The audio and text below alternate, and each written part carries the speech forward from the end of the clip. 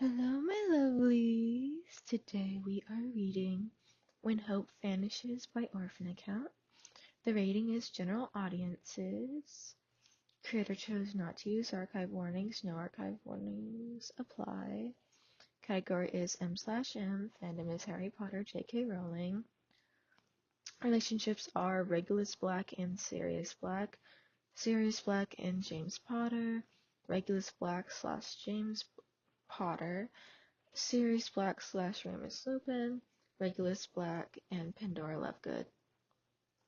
Additional tags: Hurt No Comfort, Pre-First Wizarding War with Voldemort, and it is roughly 870 words. Hope you enjoy. Summary.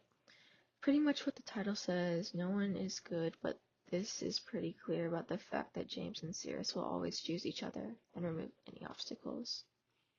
Author notes. This was a draft I found, read it through, corrected mistakes, and I couldn't be bothered to make it longer. It has an ending, so it is completed, but not as good as my other fics. Everyone in this fic is an asshole, so I probably wrote it while drunk. What the fuck did I just do? Regulus reached out, hands shaking, towards the cold metal banister that overlooked the courtyard of Hogwarts.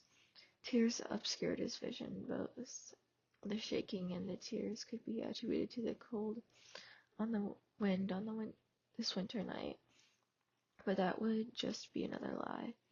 What do I do? Please tell me. I'll apologize, I will. I'll correct what I did. Just please don't do this to me.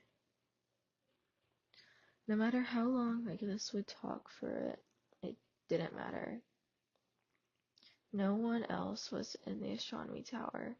He was alone, again. Normally he likes being alone. It means that he doesn't have to appease anyone. It means no one even has the opportunity to give him a headache. However, in this moment, where his words fell like a tree in an abandoned forest, Regulus Black wished he shone like his brother. No one could ignore the almighty, extroverted Gryffindor. He was hard to miss, unlike Regulus. Maybe that's why he always won first place. But not all of his wins gave him medals. Yet he did get the best prize of all, James Potter. 5 years ago, in a room full of people with the brothers, Sirius and Regulus would always seek each other out. Now, in a room full of people, the brothers, Sirius and James, found each other. Regulus sat behind the railing, looking up at the cloudy Scottish sky.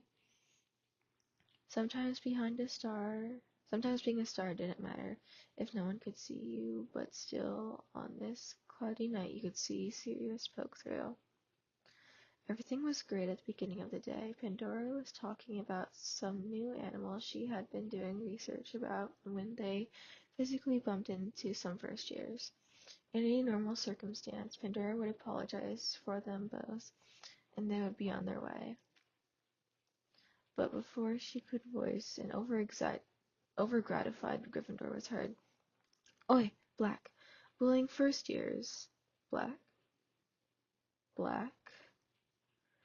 Being called Black by his brother is, well, not the worst thing that has ever happened to him, but Merlin does it hurt. No reply? Finally grown a backbone?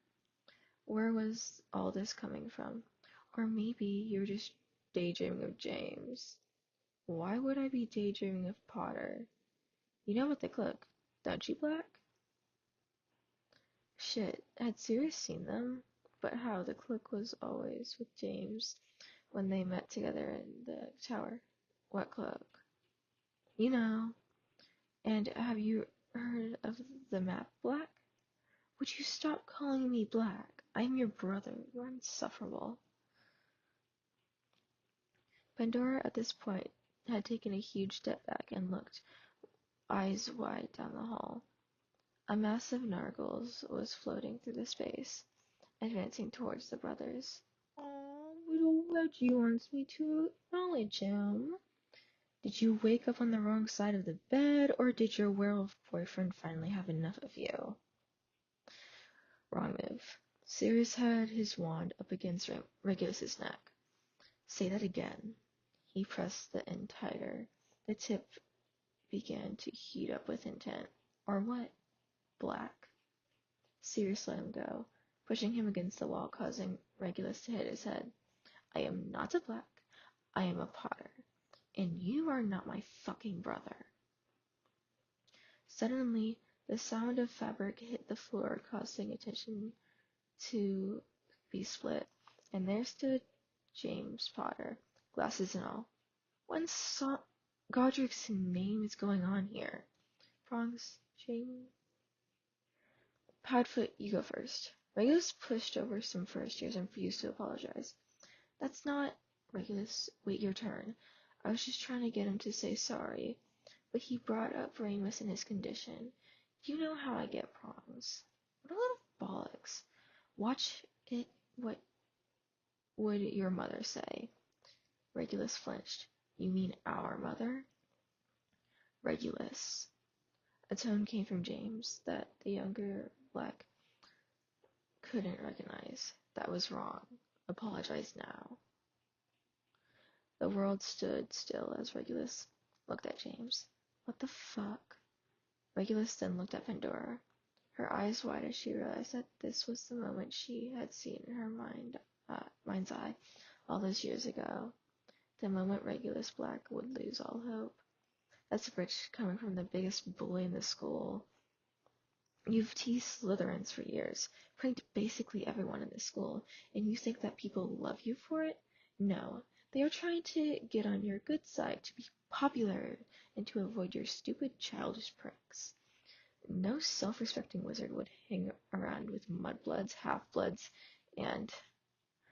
Regulus looked at Sirius, snarling as he did. Half-breeds.